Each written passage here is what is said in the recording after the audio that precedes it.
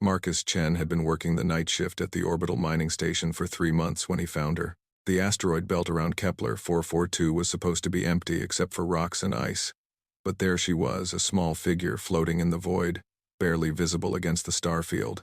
At first, Marcus thought his tired eyes were playing tricks on him. He rubbed them and looked again through the observation deck's reinforced glass. The figure was still there, maybe 50 meters away, drifting slowly past the station. It was definitely alive, definitely not human. Control? This is Marcus in observation deck 7. He spoke into his comm unit.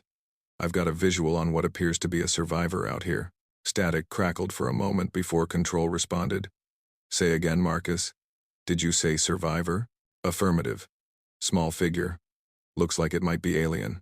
Requesting permission to initiate rescue protocol. The silence stretched for nearly a minute. Marcus watched the figure drift further away, and his heart rate increased. Whatever this being was, it wouldn't survive much longer in the vacuum of space. Marcus, this is Station Commander Rodriguez. Are you certain about what you're seeing? We haven't detected any ships in this sector. I'm looking right at it, Commander. It's small, maybe the size of a human child, but the proportions are all wrong. We need to move now, or it'll drift out of range. Another pause. Understood. You're authorized for emergency EVA. Prep the rescue pod. Marcus was already moving before the commander finished speaking. He'd trained for situations like this, though he'd never expected to use those skills to save an alien life. The rescue pod was a small, one-person craft designed for exactly this kind of emergency. Within 10 minutes, he was suited up and launching into the void. The figure was further away now, tumbling slowly in the weak gravity field of a nearby asteroid. As Marcus got closer, he could see it more clearly through his helmet's display. It was definitely not human. The being had 4 arms, pale blue skin, and a large head with enormous eyes that were currently closed. It appeared to be wearing some kind of environmental suit, but Marcus could see tears in the material. I've got visual confirmation, Marcus reported. It's definitely alien, appears to be unconscious, and its suit is damaged. Beginning rescue approach. The alien was barely breathing when Marcus carefully maneuvered the rescue pod's mechanical arms to grab it. Up close, he could see that it looked young, not quite a child by human standards, but definitely not an adult of whatever species this was. The being's suit had multiple punctures, probably from micrometeorite impacts, and its breathing was shallow and irregular. Marcus worked quickly to get the alien into the pod's emergency compartment, which could be pressurized with a basic oxygen-nitrogen mix. As soon as the compartment sealed and pressurized, the alien's breathing improved slightly. Its enormous eyes fluttered open, revealing irises the color of deep ocean water. The alien looked at Marcus through the transparent barrier between them, and Marcus saw something he hadn't expected. Intelligence. Fear, too, but definitely intelligence. The being's mouth moved, producing sounds that Marcus's suit couldn't translate, but the tone was clearly one of distress. It's okay, Marcus said, knowing the alien probably couldn't understand him. You're safe now. We're going back to the station. The alien's eyes tracked his movements as he piloted the pod back to the mining station. Despite its obvious fear, it seemed to understand that Marcus was helping it. When they docked with the station, the alien even tried to help by pushing itself along the walls of the medical bay where Marcus brought it. Dr. Sarah Kim, the station's chief medical officer, was waiting for them. She took one look at the alien and immediately began scanning it with her portable medical equipment. Vital signs are weak but stable, she reported. Temperature is lower than human normal, but that might be natural for this species. The suit damage suggests it's been out there for several hours, maybe longer. The alien watched Dr. Kim work, occasionally making soft sounds that almost sounded like questions. When she gently examined one of its 4 arms, it winced, but didn't pull away. It understands we're trying to help, Dr. Kim observed. That's a good sign. Neural activity suggests high intelligence, comparable to human levels. Commander Rodriguez arrived just as Dr. Kim finished her initial examination. He stared at the alien with a mixture of curiosity and concern. How is it? He asked. She, Dr. Kim corrected. The biological scans suggest this individual is female of her species, and she's going to be fine. Thanks to Marcus's quick action. A few more hours in vacuum and we would have been too late. The alien, she looked between the three humans with those large blue eyes. She said something in her musical language, and then did something that surprised everyone. She pointed to herself and said, "Kira." Marcus smiled. "Kira? Is that your name?" He pointed to himself. "Marcus." Kira nodded, understanding immediately. She pointed to Dr. Kim, who said, "Sarah," then to Commander Rodriguez, who introduced himself as Rodriguez. "Well, Kira," Rodriguez said, "welcome to Mining Station Echo 7. I think we need to figure out how you ended up floating in our neighborhood." Over the next several hours, Marcus found himself spending most of his free time with Kira. She was a fast learner, picking up basic English words with remarkable speed. Through a combination of simple words, gestures, and drawings, she began to tell them her story. Kira's people were called the Zephyrians, and they came from a world in a nearby star system. She had been traveling with her mother on what Marcus gathered was some kind of diplomatic mission when their ship had been attacked by raiders. The ship was destroyed, and Kira had barely escaped in an emergency pod that had later been damaged by debris. "Mother," Kira said, pointing to a drawing she'd made of a much larger figure that shared her general features. "Mother strong. Mother find Kira." Marcus looked at the drawing. If it was to scale, Kira's mother was enormous, maybe 3 times the size of an adult human. The thought of meeting her was both exciting and slightly terrifying. "Your mother is looking for you?" Marcus asked. Kira nodded vigorously. "Mother come. Mother find Kira always." Dr. Kim had been running more detailed scans on Kira throughout the day. She pulled Marcus aside during his break. "She's remarkable, Doctor," Kim said. "Her brain structure is incredibly complex, more so than human brains in some areas. And her physiology is fascinating. Those 4 arms aren't just extras.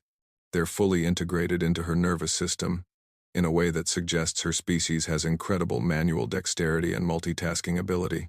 "What about her size?" Marcus asked. "She's so small. That's the interesting part. Based on her bone structure and development, I think she's still growing. A lot. She might be the equivalent of a human teenager, but her species could grow to be quite large as adults." Marcus thought about Kira's drawing of her mother. How large? Hard to say without more data. But if her growth patterns are anything like some Earth species, potentially very large. That evening, Marcus sat with Kira in the station's observation lounge. She had been drawing more pictures, showing him images of her homeworld, a place with purple skies and floating cities connected by graceful bridges. Her artwork was incredibly detailed despite being drawn with basic art supplies. "Beautiful," Marcus said, studying her drawings. Kira smiled, the first real smile he'd seen from her. "Home beautiful. Family beautiful. Marcus see someday?" "Maybe," Marcus replied, though he wondered if humans would ever be ready for contact with an alien civilization. Kira pointed out the window at the stars. "Mother come soon." Mother worried for Kira. "How do you know she's coming?" Kira tapped her temple with one of her 4 hands. "Feel here. Mother-daughter bond. Mother always find Kira." Marcus nodded, though he wasn't sure he understood. The idea of some kind of psychic connection between family members was outside his experience, but he'd learned not to doubt Kira's insights about her own species. They sat in comfortable silence for a while, watching the stars. Marcus found himself thinking about what would happen when Kira's mother arrived. First contact between humans and an alien species was supposed to be handled by diplomats and scientists, not a mining station crew. But here they were, and it was happening whether anyone was prepared for it or not. "Marcus, good friend," Kira said suddenly. Kira grateful. Mother grateful too. "Just glad we could help," Marcus replied. Kira studied his face with those intelligent blue eyes. "Humans good people. Kira tell Mother. Mother tell others." The implications of that statement weren't lost on Marcus. Humanity's first impression with an alien species might well depend on how they treated this young alien woman. So far, he thought they were doing okay. 2 days after the rescue, Kira's behavior changed. She became more alert, more excited, constantly looking out the windows and checking the station's sensor displays whenever she could access them. "Mother close," she told Marcus during lunch. "Feel Mother getting close." Commander Rodriguez had been monitoring communications, hoping to pick up any alien signals. So far, there had been nothing on any frequency the station could detect. "Are you sure?" Marcus asked. Kira nodded emphatically. "Very sure. Mother come today, maybe tomorrow." Marcus reported this to Commander Rodriguez, who immediately put the station on alert. Not a hostile alert, but a state of readiness for what could be humanity's first official contact with an alien species.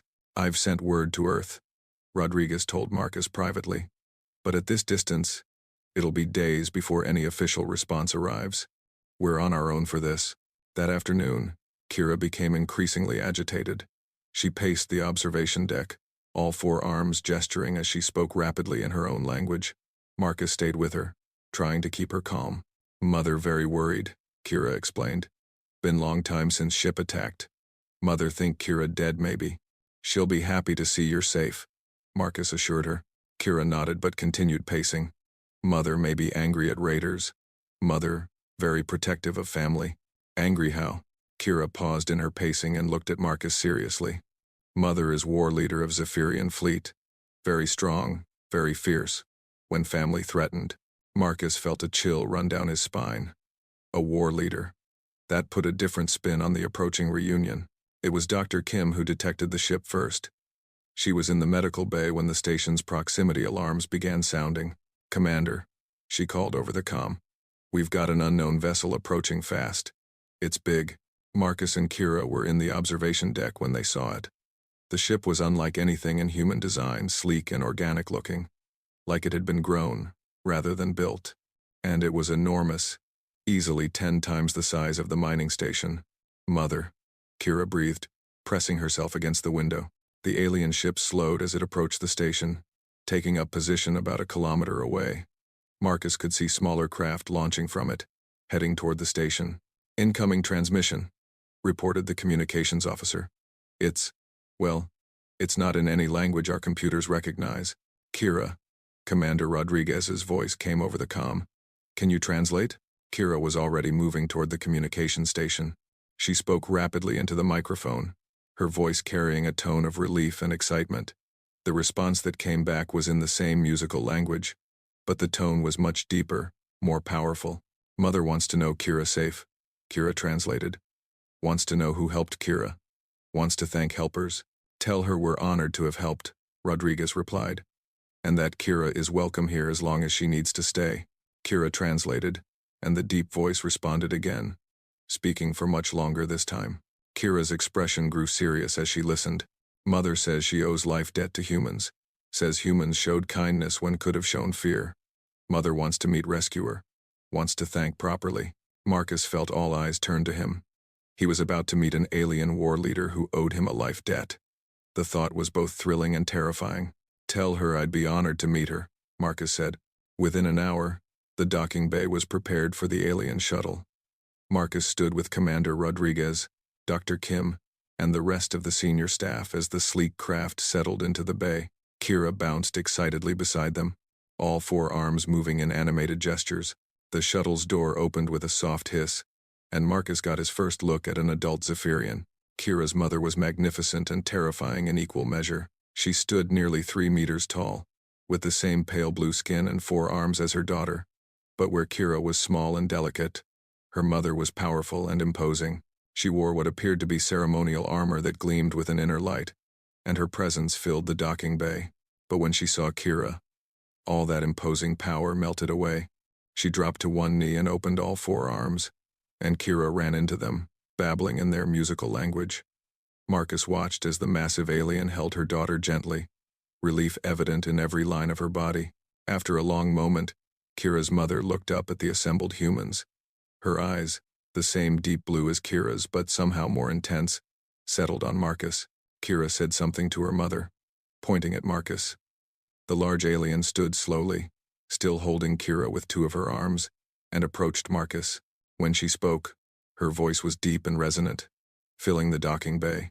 Kira translated immediately. "Mother says, you saved my daughter's life when you could have left her to die in the void. You showed kindness to a stranger from the stars. For this, you have earned the eternal gratitude of the Zephyrian people, and my personal protection for all your days." The alien war leader extended one of her free hands to Marcus in what was clearly meant as a greeting. Marcus reached out and took it, surprised by the warmth of her skin. "Tell her it was an honor to help Kira," Marcus said. "She's an amazing young woman," Kira translated, and her mother's fierce expression softened into something that might have been a smile. What happened next would change the course of human history. But Marcus didn't know that yet. All he knew was that he had made two very important friends among the stars. The formal introductions took place in the station's main conference room, which had been hastily rearranged to accommodate Kira's mother's impressive size. Commander Rodriguez had ordered the best furniture moved in and the room decorated as nicely as possible on short notice. It wasn't much, but it showed respect. Kira's mother introduced herself as Admiral Zara Thule of the 3rd Zephyrian Fleet, though she indicated that Marcus should simply call her Zara. Through Kira's translation, they learned that she commanded over 200 ships and had been searching the asteroid belt for 3 days, following the trail of debris from the Raider attack. Mother found Raider ship. Kira translated as Zara spoke. Raiders all dead now. Ship destroyed. But Mother could not find Kira pod. Dr. Kim brought medical reports showing Kira's recovery progress, which Zara studied with intense interest. The Admiral asked detailed questions about human medical procedures and seemed impressed by the care her daughter had received. Admiral Zara wants to understand human medicine, Kira explained. Wants to know if humans always help strangers this way. Commander Rodriguez fielded that question carefully. We try to help when we can. It's considered the right thing to do among our people. Zara listened to the translation, then spoke at length in her musical language. Kira's eyes widened as she listened. Mother says this explains much. Kira translated slowly. Says she has been watching human ships for months. Human ships always respond to distress signals, even from unknown species. Other species not always so helpful. Marcus felt a surge of pride, but also curiosity. Your people have been watching us? Zara nodded before Kira could translate, understanding the basic question. She spoke directly to Marcus, her deep voice careful with the English words she had apparently been learning. Yes. Zephyrians. Study new species before contact. Humans very interesting. Very brave. Very curious. Very kind to those in need. You speak English. Dr. Kim observed with amazement. Zara made a sound that might have been laughter. Zephyrians learn quickly. Your communications, not hard to understand once we study patterns. Over the next several hours, Marcus found himself serving as an unofficial liaison between the humans and Zara. The Admiral seemed to have taken a particular interest in him, asking about his background, his work, and his thoughts on various subjects. Why did you become, what is word, minor? Zara asked during a break in the formal discussions. I like working in space, Marcus replied. I like the quiet, the challenge of finding resources in dangerous places, and the pay is good enough to support my family back on Earth. Zara nodded thoughtfully. You have children? A younger sister. Our parents died when I was 18, so I've been taking care of her education expenses. Kira had been listening to the conversation, and she quickly translated for her mother. Zara's expression grew thoughtful, and she spoke rapidly in Zephyrian. Mother impressed. Kira translated. Says humans understand family duty very well. Says this is sign of good people. As the day progressed, Marcus learned more about Zephyrian culture. They were an ancient spacefaring race with a complex society based on family clans and mutual protection agreements. Zara's fleet was one of many that patrolled the galaxy, protecting trade routes and smaller species from raiders and other threats. The raiders who attacked us, Zara explained in her careful English. They are called the Void Hunters. They take prisoners, sell them as slaves to dark markets. They would have taken Kira to sell. Marcus felt his hands clench into fists. They capture children? Yes. Void Hunters have no honor, no morals. They take anyone they can catch. Zara's expression grew fierce. But they made mistake attacking Zephyrian ship. Now they know price of threatening our families.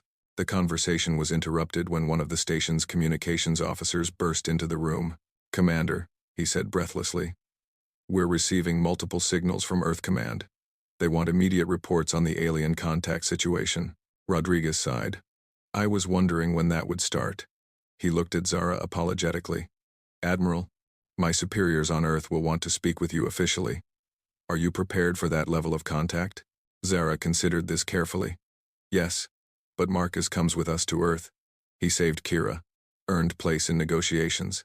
I'm honored, Marcus said. But I'm just a mining technician. I'm not qualified for diplomatic negotiations. You qualified by your actions.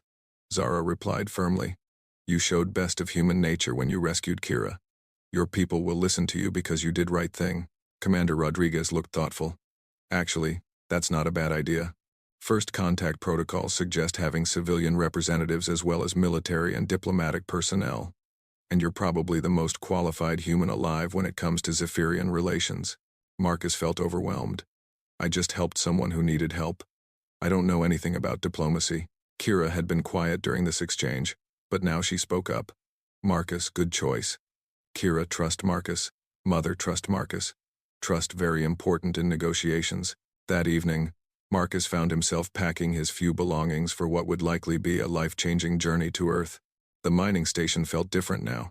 Knowing he would be leaving it behind for the unknown world of interstellar diplomacy, Kira found him in his quarters as he was finishing packing. Marcus nervous? She asked, settling cross-legged on his bunk, with the easy grace her species seemed to possess. Terrified, Marcus admitted. I've never been to Earth. Hell, I've never been anywhere except mining stations and transport ships. Kira nervous too, she confided. Never met new species before you. But Marcus, good teacher. Show Kira that humans are good people. Marcus sat down beside her. What if I mess this up?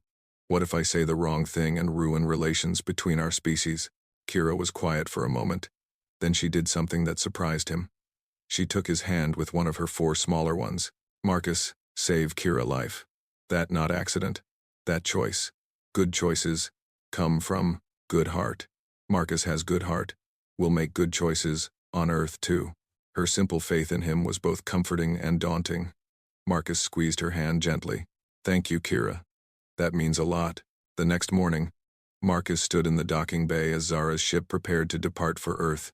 The Zephyrian vessel had been joined by 2 more ships from Zara's fleet, creating an impressive convoy that would escort them to humanity's home system. Dr. Kim had given Kira a complete medical checkup and declared her fully recovered. The young Zephyrian was excited about visiting Earth, asking countless questions about human culture, geography, and society. Earth has only one species? Kira asked for the 3rd time, still struggling with the concept. Just humans, Marcus confirmed. We have lots of animals, but only one intelligent species. Strange, Kira mused. Zephyrian homeworld has 4 intelligent species. All live together, share cities and culture. Commander Rodriguez had requested permission to accompany them to Earth, both to provide his first-hand account of events and to continue learning about Zephyrian technology.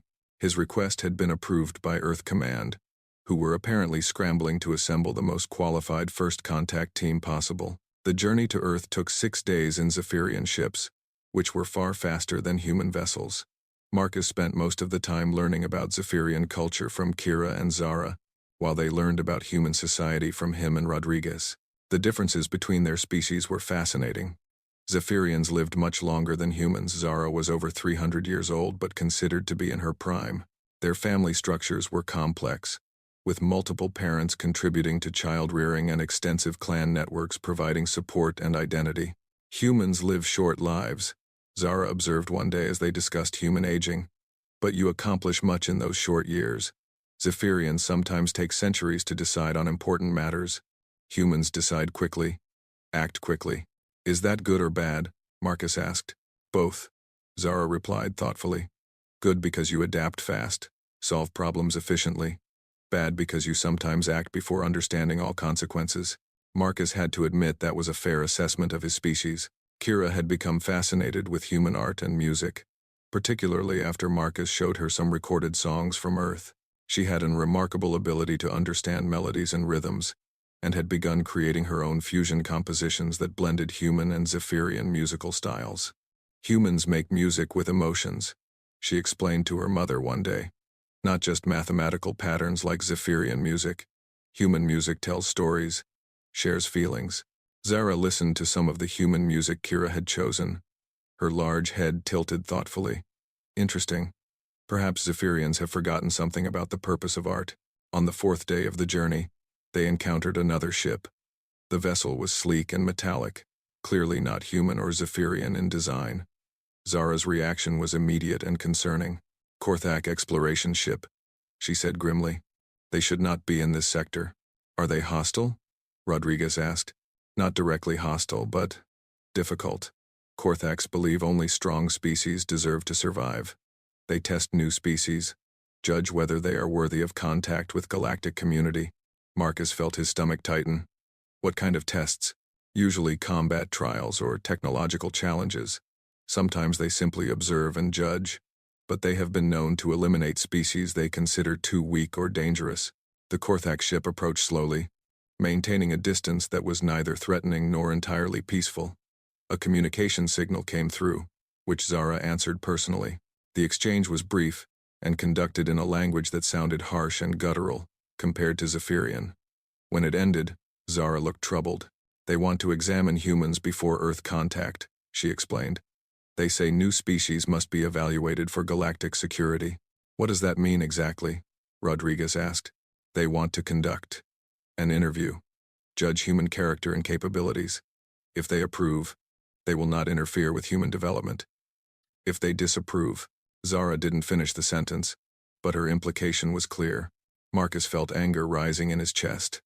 They want to judge whether humanity deserves to exist? More or less, yes. And if we refuse, they will consider that evidence of hostility or cowardice. Either judgment would be unfavorable. Marcus looked around the bridge of the Zephyrian ship, thinking fast. The crew was watching him with interest, as was Kira. He realized that his next decision could have profound consequences for his entire species. I'll do it, he said finally. I'll submit to their interview. Marcus, Rodriguez said urgently, you don't have the authority to represent all of humanity. Maybe not, Marcus replied. But I'm the human who rescued Kira. I'm the one they've been observing. If they want to judge humans based on one person, then I'll be that person. Zara studied him with her deep blue eyes. This is dangerous, Marcus. Korthaks are not kind in their judgments. They have destroyed species before. Then we'd better hope they find something to like about humans, Marcus said. The interview was conducted aboard the Korthak ship, a sterile environment of metal and cold lighting that felt unwelcoming from the moment Marcus stepped aboard. He was accompanied by Zara, who had insisted on serving as a witness and cultural interpreter. The Korthak commander was tall and thin, with gray skin and eyes like black stones. He spoke English well, having apparently studied human communications as thoroughly as the Zephyrians had. You are the human who rescued the young Zephyrian, the commander stated rather than asked. Yes. Why? Marcus had expected more complex questions, but the simplicity of this one caught him off guard. Because she needed help. You gained no benefit from this action. That wasn't the point. Explain. Marcus took a deep breath, thinking carefully about his words. My species believes that helping those in need is the right thing to do. We don't help people because we expect rewards. We help them because it's who we are. The Korthak commander stared at him for a long moment. Your species is weak. You waste resources on those who cannot contribute to your survival. Marcus felt his temper flare, but forced himself to remain calm. Our species has survived ice ages, plagues, wars, and the journey to the stars. We're not weak. We're stronger because we help each other. Prove this. How? The commander gestured to a wall display that showed images of various conflicts throughout human history. Your species fights constantly among themselves. You wage wars over resources, ideologies, territories. How does this demonstrate strength through cooperation? Marcus studied the images, recognizing scenes from World War II, the American Civil War, and other human conflicts. But he also saw something the Korthak commander might have missed. Look at those wars again, Marcus said. Yes, we fight. But look at who wins. In every major conflict, the side that wins is the one that cooperates better, the side that brings together diverse groups of people working toward a common goal. He pointed to one of the World War II images. That war was won because dozens of different nations worked together against a common threat. Different languages, different cultures, different religions, all fighting together because they believed in something bigger than themselves. The commander studied the images more closely. This is unusual. Most species fight until one group dominates all others.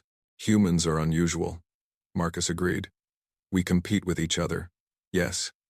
But when something threatens our families, our communities, or our values, we come together. We're strongest when we're united. The interview continued for 2 hours, covering everything from human technology to philosophy to social structures. The Korthak commander seemed particularly interested in human scientific cooperation, and the way different nations shared research on space exploration and medical advances. Finally, the commander leaned back in his chair. You have given me much to consider, human Marcus. Your species is not what I expected. What did you expect? Weakness, fear, self-interest above all else. These are common traits among young spacefaring species. And what did you find instead? The commander was quiet for a long moment. Strength expressed through compassion. Survival achieved through cooperation. Protection extended to those who cannot reciprocate. He paused. These are the traits of a species that might survive the challenges of galactic civilization. Marcus felt relief wash over him. But the commander wasn't finished. However, the Korthak continued. You are only one human. You cannot represent an entire species. The final judgment must wait until we observe how your people react to galactic contact. As they prepared to leave the Korthak ship, the commander offered one final piece of advice. Your species will face challenges in the galaxy, human Marcus. There are dangers you cannot yet imagine, but if your people can maintain the qualities you have shown me today, they may not only survive, they may thrive. When Marcus returned to Zara's ship, he found Kira waiting anxiously for news. How did it go? She asked immediately. I think we passed, Marcus said uncertainly. At least for now. Zara placed one of her large hands on his shoulder. You did well, Marcus. The Korthaks do not give approval lightly. Your words today may have saved your entire species from judgment. That night, as Earth grew larger in the view screen, Marcus reflected on the weight of what had happened. He had somehow become humanity's first ambassador to the galaxy, all because he had chosen to help a young alien woman in distress. As they entered Earth's solar system the next morning, Marcus realized that his life and the life of every human being was about to change forever. The quiet mining technician who had simply done the right thing was about to help introduce his species to a vast and complex galaxy full of wonders and dangers they couldn't yet imagine. But looking at Kira and Zara, he felt optimistic about humanity's chances. After all, they had already made two very powerful friends among the stars. The arrival at Earth was nothing like Marcus had imagined. Instead of the quiet return to his home system he had expected, they were met by a fleet of human ships that had been hastily assembled from every available vessel in the solar system. Military cruisers flanked scientific research ships, while civilian transports crowded the approach vectors to get a glimpse of humanity's first alien visitors. Your people seem excited, Zara observed as she watched the chaotic formation of human ships on her displays. Marcus winced as he saw two civilian vessels nearly collide in their eagerness to get closer. That's one word for it. The official greeting took place aboard the UES Discovery, Earth's largest space station orbiting between Earth and the Moon. Marcus found himself in the surreal position of introducing Admiral Zarathul and Kira to the Secretary General of the United Nations, the Director of the Global Space Agency, and a dozen other officials whose names and titles blurred together in his nervousness. What struck Marcus most was how the Earth officials treated him. Instead of the dismissive attitude he had expected toward a mere mining technician, they listened to his every word with intense attention. His account of rescuing Kira and the subsequent events had apparently been studied and analyzed by teams of experts. Mr. Chen, said Secretary General Williams after the initial introductions, your actions may have secured humanity's place in galactic civilization. We cannot adequately express our gratitude. I just helped someone who needed help, Marcus replied, uncomfortable with the attention. Kira had been quiet during the formal proceedings, but she spoke up now. Marcus shows best of human nature. This why Zephyrians want to be friends with humans. The Secretary General turned to Zara. Admiral, we understand that you command a significant fleet. What are your people's intentions regarding Earth? Zara's response was measured and diplomatic. Zephyrians seek peaceful cooperation. Your species has shown kindness to our family member. We wish to return that kindness through trade, knowledge sharing, and mutual protection agreements. Dr. Elizabeth Carter, the Director of Scientific Research, leaned forward eagerly. What kind of knowledge sharing? Medical technologies, engineering principles, star charts showing safe passage routes through this galaxy sector, Zara replied. In exchange, we would appreciate access to human art, music, and cultural expressions. Your species creates beauty in ways that are unique.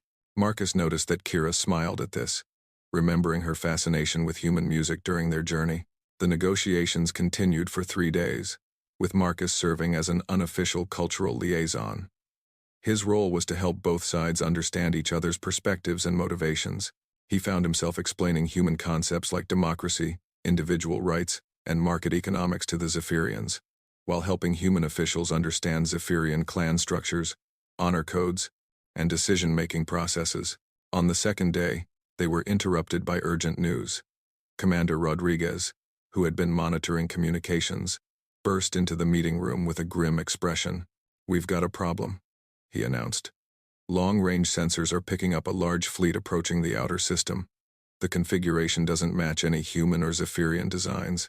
Zara was immediately alert, her warrior instincts engaged. "Show me the sensor data." The displays showed dozens of ships in a tight formation, moving with military precision toward Earth. Their design was angular and aggressive, bristling with what appeared to be weapon systems. "Void hunters," Zara said grimly. "The same raiders who attacked our ship and tried to capture Kira. They must have followed our trail here." Secretary General Williams went pale. "How dangerous are they?" "Very dangerous," Zara replied. "Their fleet is larger than mine, and they have no moral constraints about attacking civilian targets." Marcus felt his heart sink. Humanity's first contact with galactic civilization was about to become a battle for survival. "What do they want?" asked Director Carter. "Revenge," Zara said simply. "I destroyed their raiding party when I found them. Now they want to strike back by attacking Earth and taking human prisoners to sell as slaves."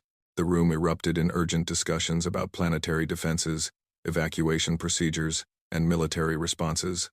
Marcus listened to the chaos with growing frustration. "Stop," he said finally, his voice cutting through the noise. "Just stop for a minute." The room fell quiet, all eyes on him. "We're thinking about this wrong," Marcus continued. "We're treating this like it's Earth's problem. But it's not just Earth's problem. The Void Hunters attacked Zara's ship first. They're threatening Kira, who's under Zephyrian protection. This is a problem for both our species." Zara nodded slowly. "Marcus speaks wisdom. This is not human war or Zephyrian war. This is civilized peoples against raiders who threaten all peaceful life." "What are you suggesting?" asked Secretary General Williams. Marcus looked around the room, his mind racing. "I'm suggesting we fight them together. Combined fleet, coordinated strategy, shared resources. Our ships aren't designed to fight alongside alien vessels," protested Admiral Harrison, Earth's senior military commander. "We don't have compatible communications, navigation systems, or tactics." "Then we learn," Marcus said firmly. "Kira picked up English in a matter of days. Zara's people have been studying our communications for months. If we work together, we can figure this out." Zara stood, her impressive height commanding attention from everyone in the room. "Marcus speaks truth. Zephyrian and human fleets together would be stronger than either alone. But this requires trust. Complete trust." She looked directly at the Earth officials. "Are humans willing to trust Zephyrians with location of your homeworld? With knowledge of your ship capabilities? With tactical command of joint operations?" The questions hung in the air. Marcus realized that this moment would define not just the coming battle, but the entire future relationship between humans and Zephyrians. Secretary General Williams looked around the room, reading the faces of his advisors. Finally, he turned back to Zara. "Admiral, if you're willing to risk your ships and people to defend Earth, then yes, we trust you." The next 18 hours were a whirlwind of preparation. Human and Zephyrian engineers worked together to establish communication protocols between the fleets. Tactical officers from both species studied each other's ship designs and weapon capabilities. Cultural liaisons like Marcus helped smooth over misunderstandings and coordinate joint operations. Kira proved invaluable as a translator and coordinator, her quick mind and natural empathy helping bridge gaps between the two species.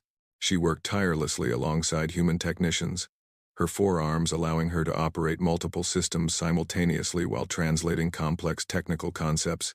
"Humans and Zephyrians work well together," she observed to Marcus during a brief break. "Different strengths, but same goals." Marcus nodded, watching as a human engineer and a Zephyrian weapons specialist collaborated on upgrading a defense satellite. "Your people adapt fast. Human people adapt faster," Kira replied with a smile. "Zephyrians spend much time in discussion before action. Humans see problem, find solution, implement immediately." The joint fleet that assembled to meet the Void Hunters was unlike anything that had ever been seen in human space. Sleek Zephyrian warships flew in formation with boxy human cruisers, their different design philosophies somehow complementing each other. The Zephyrian ships were faster and more maneuverable, while human vessels were more heavily armored and carried powerful projectile weapons. Marcus found himself aboard Zara's flagship as part of the command staff.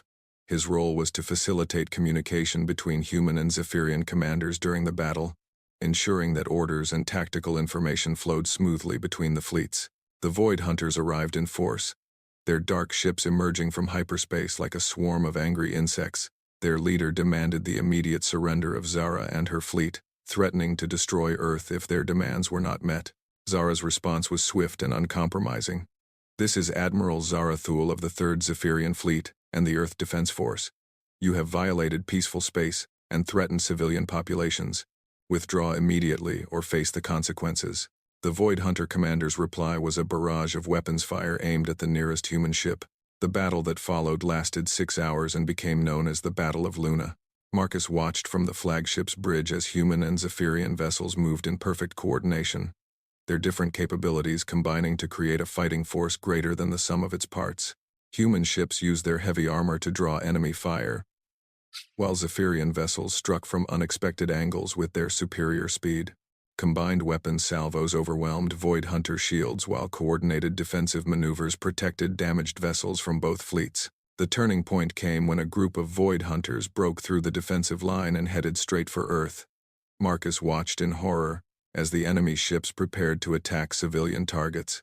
"All human ships, this is Admiral Harrison," came the voice over the communications channel. "Intercept those raiders. Do not let them reach Earth." But the human ships were too far away, engaged with other Void Hunter forces. It looked like the raiders would reach Earth's orbital stations before they could be stopped. Then Zara's voice cut across all channels, speaking in accented but clear English. "All Zephyrian ships, emergency speed to Earth orbit. Protect human civilians. This is direct order from Fleet Commander." Marcus watched as every Zephyrian ship in the battle zone abandoned their current engagements and raced toward Earth at maximum speed. They reached the raiders just as the enemy ships entered Earth's gravity well, and the resulting battle was fierce and close range. When the fighting finally ended, the Void Hunter fleet had been destroyed or driven off, but the cost had been high for both fleets. Several human ships had been badly damaged, and the Zephyrians had lost 2 vessels while defending Earth. In the aftermath of the battle, something remarkable happened. Human rescue ships rushed to aid damaged Zephyrian vessels, while Zephyrian medical teams offered to help treat wounded humans with their advanced healing technologies. The barriers between the two species seemed to dissolve in the face of shared sacrifice and mutual aid. Marcus stood on the observation deck of the space station, watching as human and Zephyrian ships worked together to clear battle debris and rescue survivors. Kira joined him, looking tired but satisfied. "Good battle," she said simply. "A lot of people died," Marcus replied. "Yes, but many more people live because we fought together. Void Hunters would have taken thousands of humans as slaves, would have destroyed cities to show their power." Marcus nodded, understanding her point. "Your mother saved Earth today. Her people sacrificed their ships to protect ours. Mother says humans would have done same for Zephyrians. Says this proves humans are good allies, worth fighting for." Over the following weeks, as the immediate crisis passed, Marcus watched the relationship between humans and Zephyrians deepen into something extraordinary. Joint research projects began producing breakthrough technologies that neither species could have developed alone. Cultural exchange programs brought Zephyrian artists to Earth while sending human musicians to the Zephyrian homeworld. Trade routes opened between the two civilizations, bringing exotic goods and new opportunities to both worlds. Human agricultural techniques helped solve food shortages on several Zephyrian colony worlds, while Zephyrian medical technology eliminated diseases that had plagued humanity for millennia. Marcus found himself appointed as Earth's first ambassador to the Zephyrian Republic, a role he had never imagined, but that seemed natural given his relationship with Kira and Zara. He split his time between Earth and the Zephyrian capital world, helping to negotiate trade agreements, cultural exchanges, and mutual defense pacts.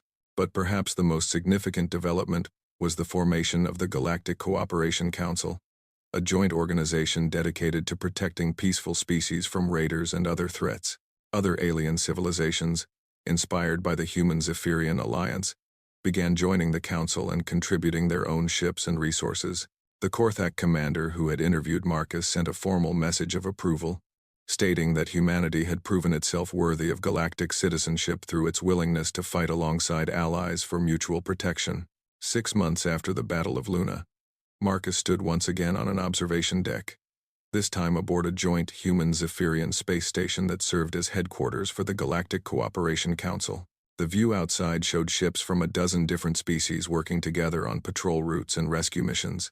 Kira, now serving as a cultural liaison like Marcus, joined him at the window. She had grown during their time together, both physically and emotionally, becoming more confident and mature. "Remember when you found me floating in space?" she asked. "Seems like a lifetime ago," Marcus replied.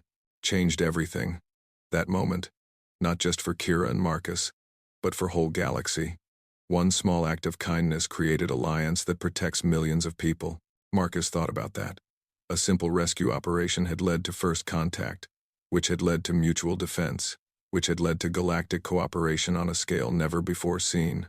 "Sometimes I wonder what would have happened if I hadn't been looking out the window at that exact moment," he said. Kira was quiet for a moment, then smiled. Marcus would have found different way to help. Good people always find ways to do right thing. As they watched, a new ship arrived at the station, another species requesting to join the Galactic Cooperation Council. They came seeking the same protection and mutual aid that had already saved countless lives throughout the galaxy. Marcus realized that what had started as one human rescuing one alien girl had grown into something that was reshaping galactic civilization. The principles of cooperation, mutual aid, and protection of the innocent that had driven his simple act of rescue were now spreading throughout the stars. "Your mother was right," Marcus said to Kira. "Humans and Zephyrians do work well together." "More than that," Kira replied. "We show other species what's possible when people choose cooperation over conquest, kindness over cruelty." Marcus nodded, thinking about the future. There would be more challenges, more threats to face, but looking at the diverse fleet of ships outside the window, each representing a species that had chosen to join their alliance, he felt optimistic about the galaxy's chances. After all, they had proven that sometimes the smallest act of kindness could have the greatest consequences. And in a galaxy full of wonders and dangers, that was exactly the kind of hope that could change everything. Years later, historians would mark the rescue of Kira as the moment when humanity truly joined the galactic community. But Marcus knew the truth was simpler than that. He hadn't rescued an alien to make history. He had simply seen someone who needed help and chosen to act. That choice, that simple human decision to help a stranger in need, had rippled outward to touch lives across the galaxy. It was proof that individuals mattered, that small actions could have enormous consequences, and that the best of human nature, compassion, courage, and the willingness to help others was exactly what the galaxy needed. As Marcus watched another ship dock with the station, bringing new allies and new hope, he smiled. The quiet mining technician had become an ambassador to the stars, but his core mission remained the same: help those who need help, protect those who cannot protect themselves, and always choose kindness over indifference. It was a lesson the galaxy was still learning, but Marcus had faith that eventually it would spread to every corner of the stars. After all, it had started with something as simple as one human choosing to rescue one alien girl, and sometimes that's all it takes to change the universe.